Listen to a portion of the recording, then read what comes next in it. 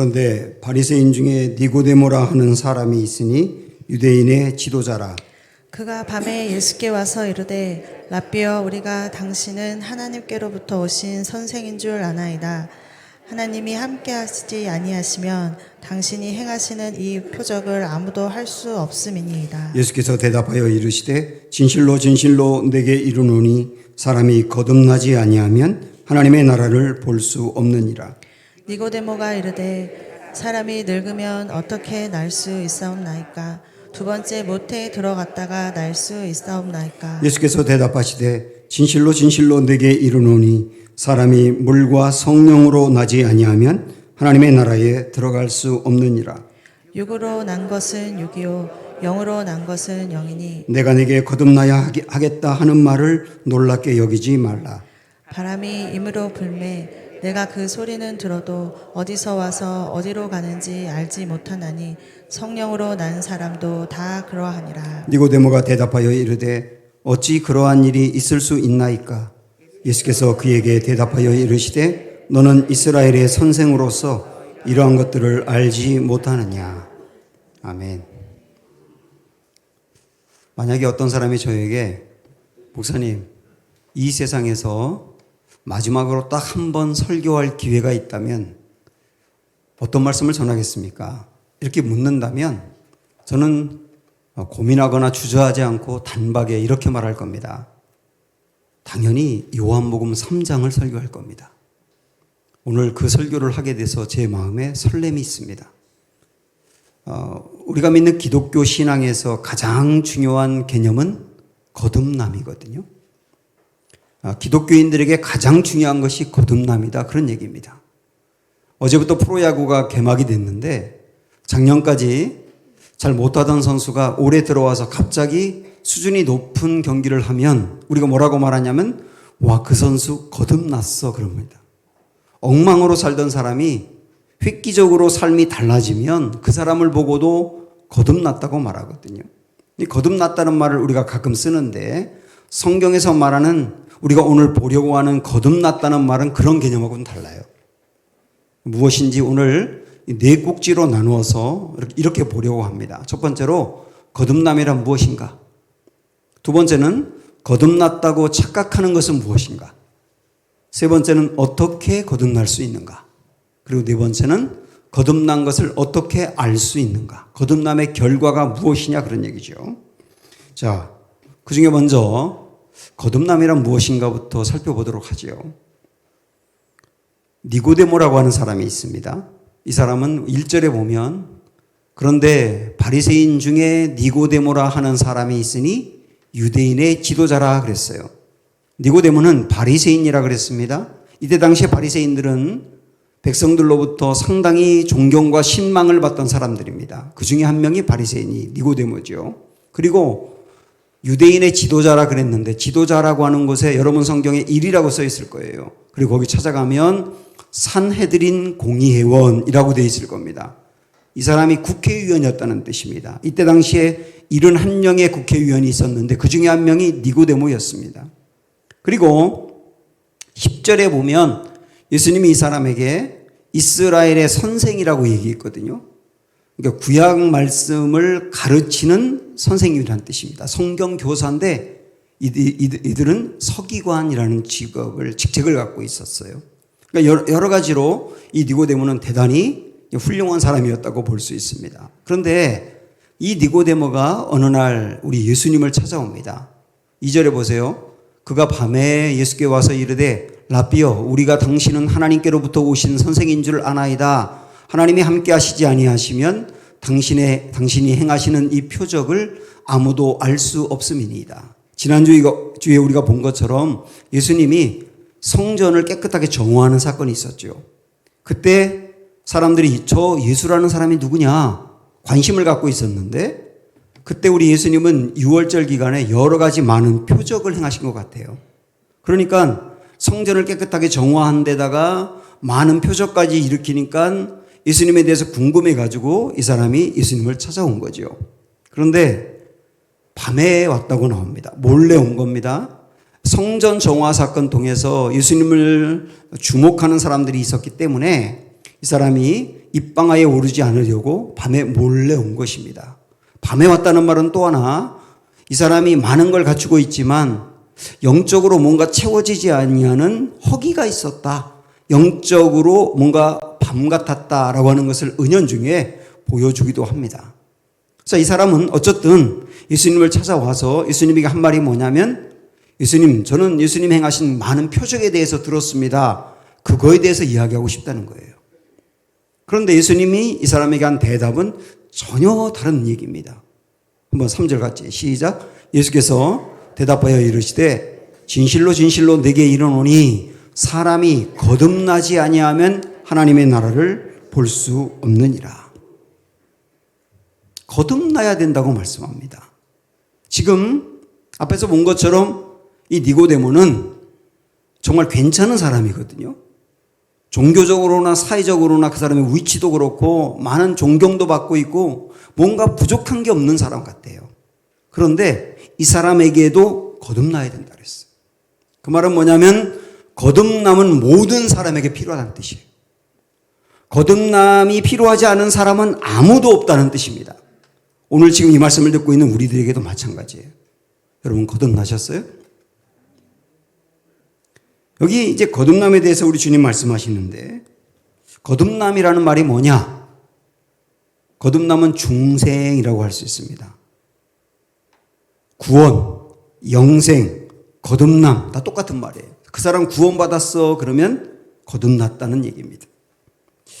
좀 자세히 거듭남이라는 말은 다시 태어난다는 뜻이거든요.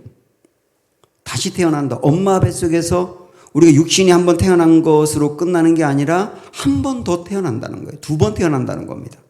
그래서 우리 예수님은 이 부분을 더 강조하기 위해서 6절에 보면 이렇게 말씀하셨어요.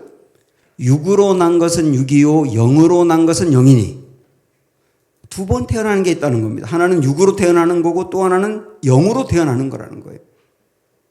육으로 태어나는 것은 이미 이 자리에 있는 우리 모두가 다 이 자리 있기까지 육으로 태어난 거지요. 근데 그것이 전부가 아니라 영으로 태어나는 게 또 한 번 있다는 겁니다. 영으로 태어나는 거. 이게 모든 사람에 반드시 있어야 될 일이라고 주님 말씀하는 거거든요. 여러분 어떠세요? 2번 태어나셨어요? 영으로 태어나셨어요? 이해가 안 될 겁니다. 납득이 잘 안 될 거예요. 어떻게 사람이 2번 태어나지? 그래서 이 니고데모도 그거에 대해서 의문을 품고 있었는데 우리 주님은 더욱더 강조하셨어요. 7절에 보면 내가 내게 거듭나야 하겠다 하는 말을 놀랍게 여기지 말라. 여기서 거듭나야 하겠다라고 하는 말이 영어 성경에 보면 You must be born again 이렇게 되어 있거든요. 반드시 거듭나야 된다 그랬어요. 이 말씀을 하신 분이 예수님이거든요. 예수님이 하신 말씀이기 때문에 신뢰하면서 생각을 해봐야 되겠죠.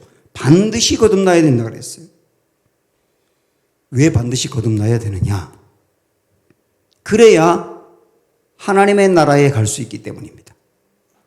3절에서 거듭나야 하나님의 나라를 볼 수 있다 하셨고 5절에서는 거듭나야 하나님의 나라를 갈 수 있다고 하셨어요.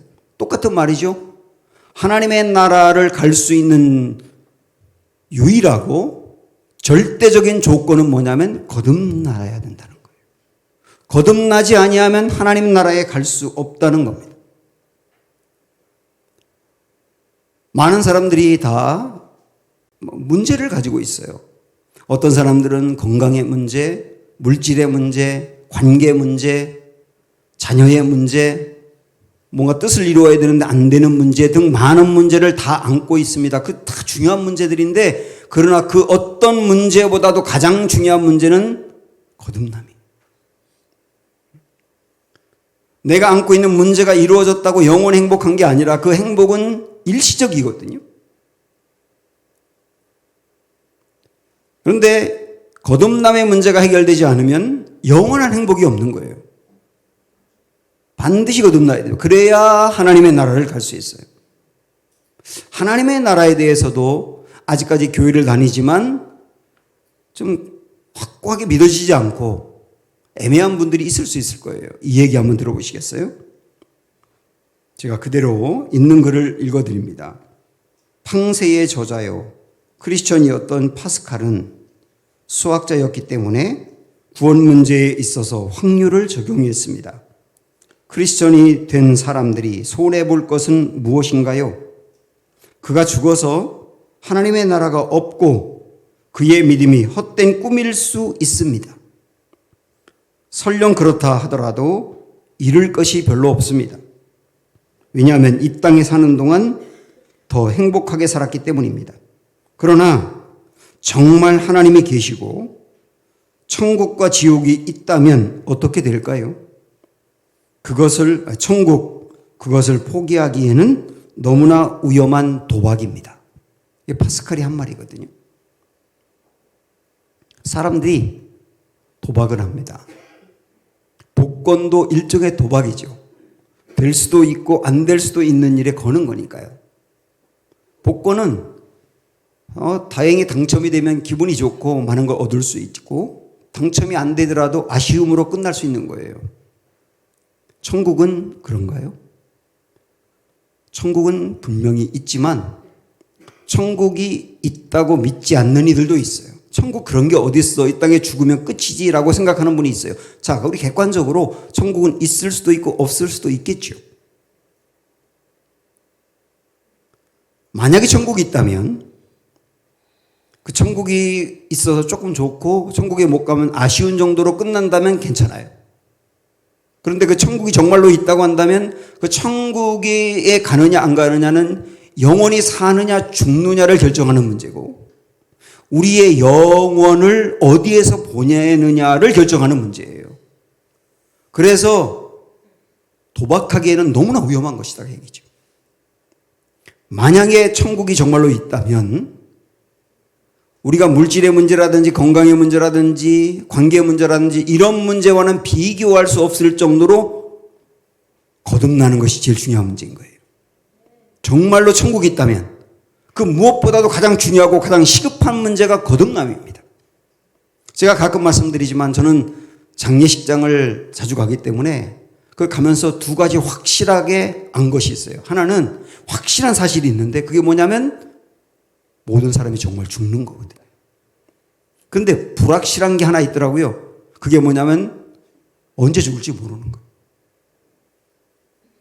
확실한 거는 모두 다 죽는다는 거고 불확실한 것은 언제 죽을지 모른다는 건데요. 그런데 가장 확실한 사실이 가장 불확실하게 다가오는 거거든요. 우리에게. 가장 확실한 죽음이 가장 불확실하게 언제 올지 모르는 거잖아요. 그렇기 때문에 가장 시급한 문제는 거듭남이란 말이에요. 그래야 하나님 나라를 갈 수 있기 때문입니다. 거듭나셨습니까? 자, 거듭나는 게 그 어떤 것보다 가장 중요한 문제라고 한다면 내가 진짜 거듭났는지를 점검해 봐야 되지 않습니까? 어떤 분들은 내가 거듭났다고 착각하고 있기 때문에 진짜 내가 거듭났는지를 점검할 필요가 있어요. 오늘 니고데모가 예수님께 찾아와서 하는 말들을 보면서 착각할 수 있는 부분들이 있다는 것을 알게 됐어요. 자, 2절 보시면 그가 밤에 예수께 와서 이르되 랍비여 우리가 당신은 하나님께로부터 오신 선생인 줄 아나이다. 여기 우리가 라고 하는 말이 나옵니다. 바리새인들 집단이 예수님에 대하여 하나님께로부터 온 사람인가 봐라고 생각한다는 거예요. 이 우리라고 하는 말을 생각하면서 여러분 거듭남이라고 하는 것은 우리가 받는 게 아니에요. 거듭남은 내가 받는 겁니다. 우리가 아니고 나란 말입니다. 우리의 모든 가족이 다 거듭났다고 내가 거듭나는 게 아니에요. 우리의 모든 가족이 거듭나도 나 혼자 거듭나지 못할 수도 있는 거예요. 반대로 우리의 가족 중에 거듭난 사람이 아무도 없어도 나는 유일하게 거듭날 수 있는 거예요. 가족과 상관이 없어. 거듭남은 내 문제지 우리 문제가 아니란 말입니다. 그래서 내가 어릴 적부터 모태신앙으로 태어났고 우리 집이 다 믿고 내가 그냥 교회를 다녔으니까 우리 가족이 다 예수님 믿고 구원받고 거듭났으니까 나도 받았겠지라고 생각할 수 없다는 얘기예요. 구원은 3인칭이 아니고 1인칭이거든요. 나와 주님과의 관계 속에서 이루어지는 거라 그 얘기입니다. 두 번째 착각이 또 있어요. 여기 보면 이 니고데모가 예수님께 뭐라고 하느냐면 라삐어라고 하거든요. 라삐어. 그 뒤에 보면 선생인 줄 아나이다 라고 예수님을 선생님으로 부릅니다. 이 사람은 예수님에 대해서 대단히 긍정적으로 생각을 하고 대단히 훌륭한 분이라고 인정합니다. 그게 구원은 아니에요. 예수님을 이렇게 부르는 건 필요해서 부를 수는 있지만 이 사람이 예수님을 이 정도로 생각한다면 이것은 거듭남이 아니라고요. 진짜 거듭났던 베드로가 한 고백을 들어보세요. 주는 그리스도시요 살아계신 하나님의 아들 곧 하나님이십니다. 이게 거듭난 사람의 고백인 거예요. 도마가 했던 고백을 들어보세요. 나의 주님이시요 나의 하나님이시니이다. 우리 예수님을 정말 하나님으로 그리스도로 그리고 나의 인생의 주인으로 고백할 수 있느냐, 이 부분이 중요하단 말입니다. 또 하나 더 중요한 게 있어요. 사람들이 착각하는 거. 저요 하나님이 살아계신 것을 믿어요. 그러면 구원인 줄 알아요. 여러분 생각을 해보세요. 지금 예수님께 찾아온 니고데모는, 그 니고데모가 속해 있는 바리새인들은, 그리고 이때 당시 유대인들은 우리보다 훨씬 더 분명하게 하나님이 살아계신 걸 믿었어요. 그런데 이 사람한테 구원받아야 된다 그러잖아요. 거듭나야 된다고 하잖아요. 하나님이 살아계신 거 믿는다고 해서 구원이 아니란 말입니다.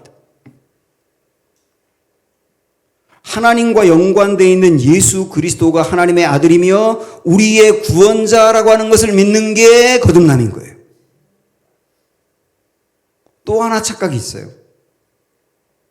이 사람이 지금 예수님을 찾아오면서 예수님에 대해서 긍정적으로 생각하는 것은 표적을 보았기 때문이거든요. 표적. 우리 예수님이 성전을 정화한 다음에 예루살렘에서 많은 표적을 일으키셨습니다. 그 중에 그걸 본 사람 중에 한 명이 니고데모거든요. 그런데 3장 바로 앞에 있는 2장 23, 24 끝에 있는 말씀을 보면 이렇게 주님 말씀하시거든요. 6월절에 예수께서 예루살렘에 계시니 많은 사람이 그의 행하시는 뭘 봤다 그래요? 표적을 봤다 그래요. 그런데 표적을 보고 그의 이름을 믿었으나, 그러니까 표적을 보고 예수님 믿었단 말이에요. 그런데 그 다음 뭐라고 되어 있냐면 예수는 그의 몸을 그들에게 의탁하지 않았다고 나옵니다. 영어 성경으로 보니까 예수님이 표적을 일으킨 것을 본 사람들이 예수님을 신뢰했다고 나와요. 그런데 표적을 보고 예수님을 신뢰하는 사람을 예수님은 신뢰하지 않았다고 나옵니다. 그의 몸을 의탁하지 않았다는 말은 그 사람들 신뢰하지 않았다는 거예요. 그 말은 뭐냐면 그 사람들의 믿음이 가짜라는 거예요. 그럼 이게 얼마나 중요한 얘기입니까? 우리 중에 어떤 표적을 봤다는 말은 다르게 말한다면 체험했다는 얘기입니다. 체험을 하면 거듭났다고 생각을 하는데 체험했다고 해서 거듭난 것은 아니에요. 체험은 필요합니다. 중요합니다. 그런데 왜냐하면 체험은 중요한데 체험을 통하여 예수님을 믿을 수 있도록 체험이 촉진하거든요. 우리를 촉진한단 말이에요. 체험을 하게 되면 예수님을 더 잘 믿을 수 있도록 마음이 움직이는 건 사실이에요. 그러나 체험했다고 곧 거듭남은 아니란 말입니다. 체험 때문에 예수님을 믿게 되면 계속 체험을 해야 돼요. 그리고 더욱더 강한 임팩트가 있는 체험을 원하게 되어 있습니다. 근데 내가 원하는 것만큼 체험이 일어나지 않으면 믿음이 허물어져 버려요. 제가 이전에 목회할 때 위암 말기 환자가 교회 나온 적이 있어요. 이분이 완전히 말기라서 병원에서 포기했거든요. 그러니까 이분이 붙잡을 데가 없으니까 교회를 나와가지고 열심히 기도했어요. 교인들도 다 이분을 위해서 작정하며 기도하고 저도 여러 번 안수하고 그러면서 기도했는데 놀랍게도 이분이 나았어요. 암이 떠나가고 암세포가 없어졌어요. 정말로. 얼마나 놀라운 체험이고 기적입니까? 그런데 이보다 더 놀라운 게 뭔지 아세요? 이분이 1년도 되지 않아 교회를 떠났어요. 다른 교회 간 것도 아니에요. 영영 교회를 떠났어요. 이게 보통 충격이 아니었습니다, 저에게. 아니, 이 정도 엄청난 체험을 했는데 어떻게 교회를 떠날 수 있지? 그러면서 알게 된 거예요. 체험이 곧 거듭남은 아니다. 자, 이렇게 여러 가지 놓고 본다면 우리 중에는 자칫 잘못하면 꽤나 교회를 오래 다녔고 말씀을 많이 들었고 또 신앙생활을 열심히 했기 때문에 내가 그냥 믿는다고 여기며 갈 가능성이 있는 거예요. 내가 예수님을 믿고 나 거듭났다고 그냥 여기고 가는 거예요. 여기고. 이걸 조금 더 다르게 표현한다면 믿는 셈 치고 가는 거예요. 나 이렇게 오래 다녔으니까 믿는 거지 뭐 하고 믿는 셈 치고 갈 수 있단 말입니다. 그러나 믿는 셈 치고 가는 건 가짜예요. 정말 믿는 게 아니란 말입니다. 그래서 이 말씀으로 지금 내가 거듭난 것이 분명한지 아니면 착각인지를 점검해 보셔야 된다고요. 그러면 어떻게 거듭날 수 있는가? 이제 이 질문을 해야 되겠죠. 어떻게 거듭날 수 있는가? 예수님이 거듭남에 대해서 아무리 이야기해도 이 니고데모는 도저히 그 이성적으로 받아들이기 어려우니까 이게 있을 수 없다고 생각했나 봐요. 그래서 4절에 보니까 니고데모가 이르되 사람이 늙으면 어떻게 날 수 있사옵나이까? 두 번째 모태에 들어갔다가 날 수 있사옵나이까? 이렇게 물은 겁니다. 아니, 두 번 태어난다는 게 말이 됩니까? 내가 이미 늙었는데 엄마 뱃속에 들어갔다 또 나와요? 상식적인 질문인 거죠.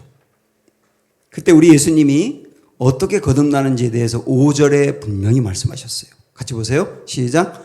예수께서 대답하시되 진실로 진실로 내게 이르노니 사람이 물과 성령으로 나지 아니하면 하나님의 나라에 들어갈 수 없느니라. 물과 성령이라고 말씀했습니다. 자, 그럼 이 잠깐 시간 드릴 테니까 물과 성령으로 거듭난다는 게 무슨 의미일까를 잠깐 한번 생각을 해보시죠.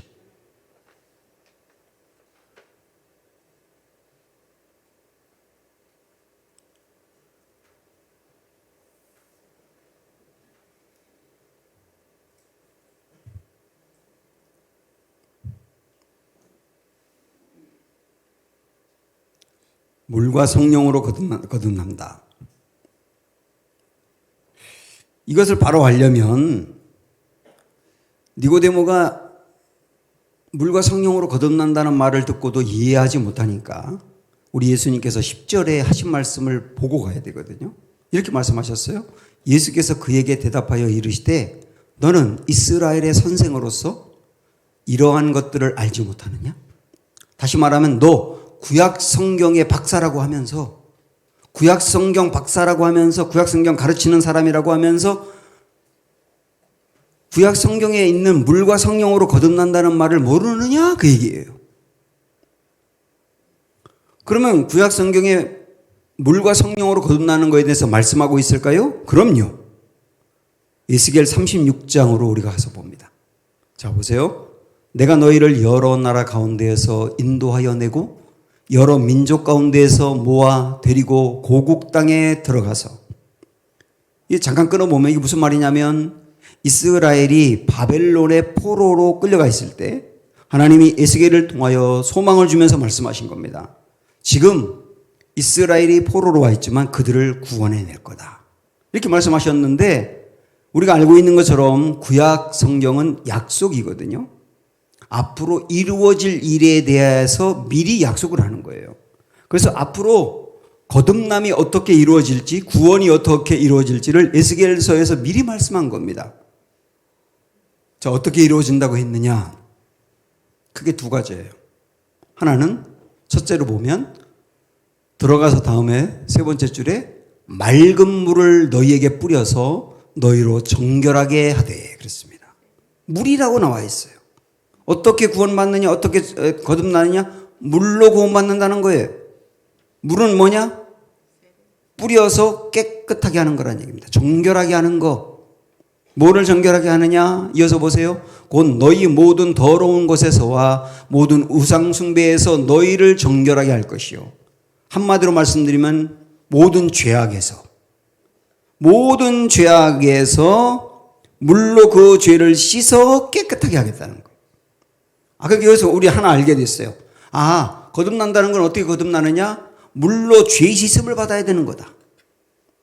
죄 씻음을 받아야 되는 거다. 라고 하는 거 하나 알았죠? 그 다음에 또 있어요. 두 번째. 또 새 영을 너희 속에 두고 그랬습니다. 여기 새 영이라는 것은 성령을 말하는 거예요. 성령. 그래서 앞에서 하나 봤던 게 뭐였어요? 물이었고, 두 번째 본 게 뭐였어요? 성령이었어요. 아까 우리 예수님이 어떻게 거듭난다 그랬어요? 물과 성령으로. 여기서 똑같이 말씀하고 있는 겁니다. 성령으로 우리가 거듭난다. 그 말인데 조금 더 읽어보면 또 새 영을 너희 속에 두고 새 마음을 너희에게 주되 그랬습니다. 새 영인 성령이 하는 일이 뭐냐? 마음을 바꾸어서 새 마음을 준다는 겁니다. 새 마음을. 왜 그러냐? 사실 죄 씻음을 받은 뒤에도 또 죄를 지을 수 있잖아요. 죄를 왜 짓는 겁니까? 마음이 타락해서 짓는 거잖아요. 그래서 죄 씻음으로 끝나면 마음은 여전히 타락된 상태이기 때문에 계속 죄를 지을 수밖에 없는 거예요. 그래서 하나님이 두 번째 구원을 위해서 이루는 게 뭐냐면 우리의 마음을 새 마음으로 바꾼다. 새 마음으로 바꾼다. 새 마음으로 바꾸면 어떻게 될까요? 이어서 보세요. 두 번째 줄에 너희에게 주되 다음에 너희 육신에서 굳은 마음을 제거하고 부드러운 마음을 줄 것이며 또 내 영을 너희 속에 두어 너희로 내 율례를 행하게 하리니 이렇게 나와요. 율례를 행하게 하리니 율례라고 하는 것은 율법이라고 보셔도 되고 말씀이라고 보셔도 괜찮아요. 이전에는 율법에서 무슨 일을 해라 무슨 일을 하면 안 된다는 걸 알았고 말씀대로 해야 되는 걸 알았지만 하지 못했어. 왜? 마음이 새 마음이 아니니까. 그런데 마음을 새롭게 바꿔놓으니까 이제는 하나님이 말씀하신 율례대로 행하게 되더라는 거예요. 마음이 바뀌었으니까. 바로 이 두 가지 물과 성령으로. 물과 성령으로. 그리고 정리하면 이렇게 말할 수 있어요. 죄를 씻어 정결하게 하는 게 물이고 정결해진 그 사람의 마음을 새롭게 하여 하나님의 말씀대로 살게 하는 게 성령이 하는 일이에요. 이 두 가지 물과 성령으로 거듭날 수 있단 말입니다.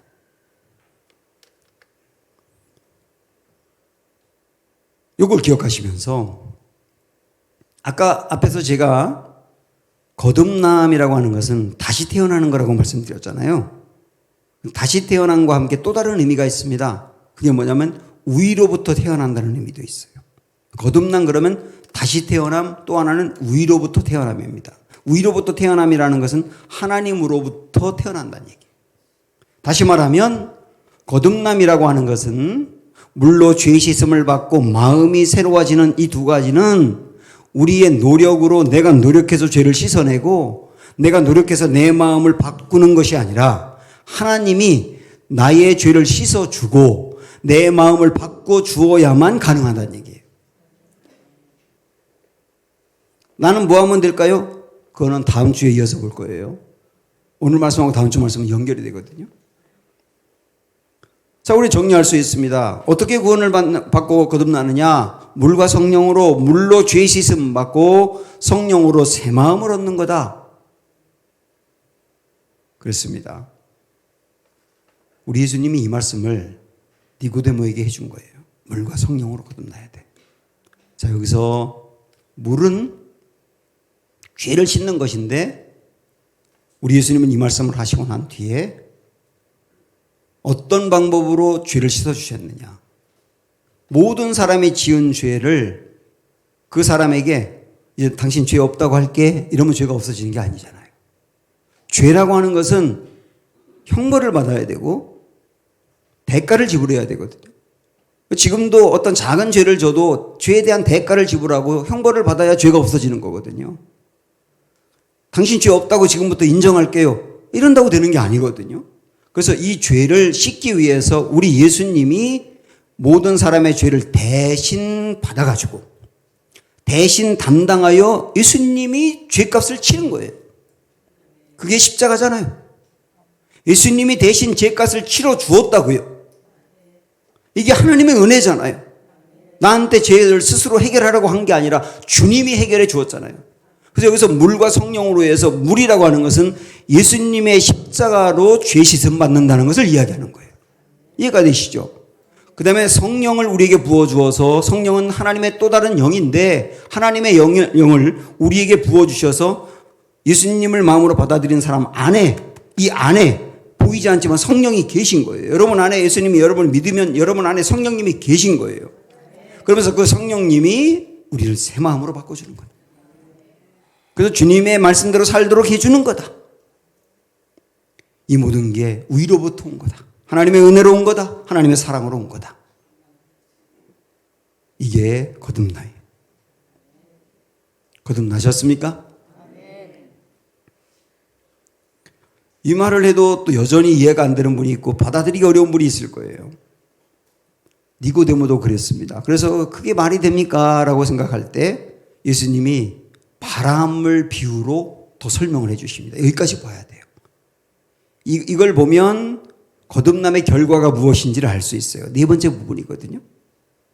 8절 보시면 다 같이 보세요. 시작. 바람이 임의로 불매 내가 그 소리는 들어도 어디서 와서 어디로 가는지 알지 못하나니 성령으로 난 사람이 다 그러하니라. 여러분 바람의 특징이 뭡니까?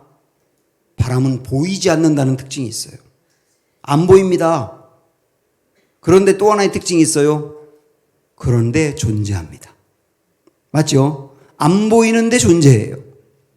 보이진 않지만 바람 소리가 들리고 잎사귀가 흔들리고 그 바람이 내 살갗에 닿을 때 시원하고 토네이도 같은 바람은 온 집을 다 날려버리는 거예요.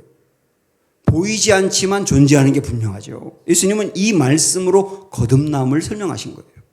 거듭남도 이와 같다는 겁니다. 거듭남은 보이지 않는 거다. 그 사람이 죄 씻음 받은 거 보이지 않고 그 성령으로 마음이 새로워진 거 보이지 않는다. 안 보이는 거다. 바람 같다. 그런데 뭐라는 거예요? 분명히 그 결과가 존재한다는 거예요. 구원받은 사람은 반드시 결과가 있다는 거예요. 증거가 있다는 겁니다. 그 구원받은 증거가 뭘까요? 바로 변화입니다. 변화. 예수님을 믿기 전에 살았던 방식이 있는데 그리고 교회를 다니면서 예수님을 믿어서 거듭났다고 하는데 이전과 달라진 게 아무것도 없어요. 그 사람은 거듭남 까짤 겁니다. 거듭남은 반드시 결과가 있다. 그 결과는 뭐냐? 변화.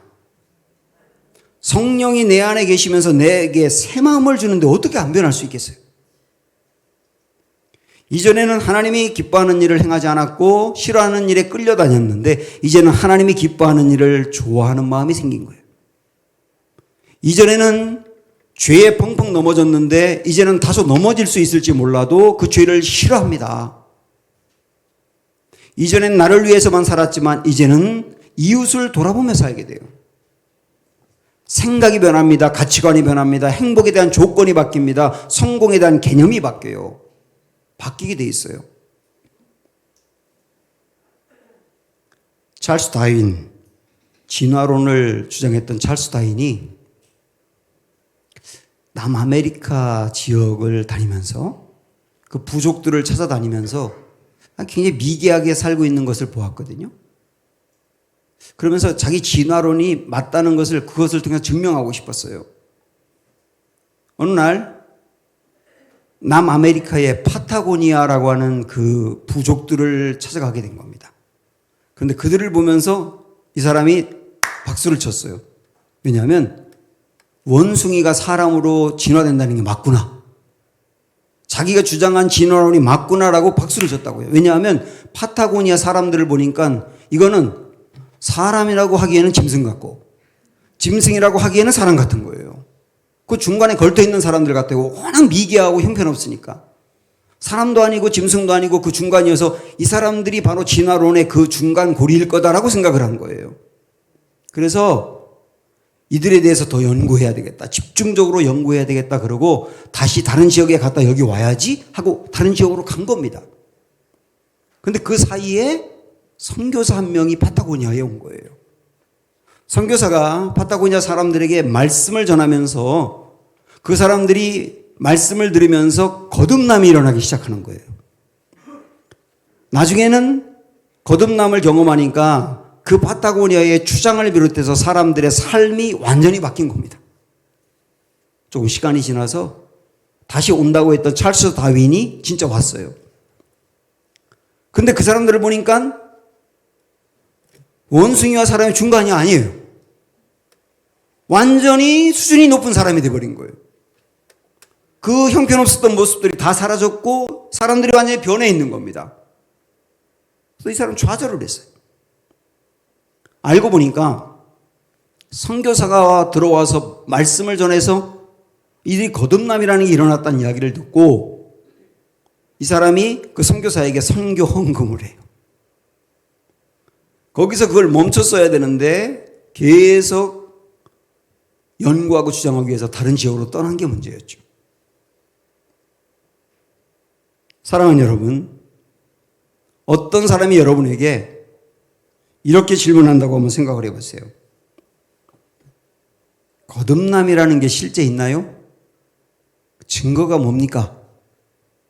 라고 묻는다면 우리는 이렇게 대답할 수 있습니다. 거듭남 있지요? 그 증거는 바로 접니다. 저의 변화입니다. 이렇게 말할 수 있게 되기를 소망합니다.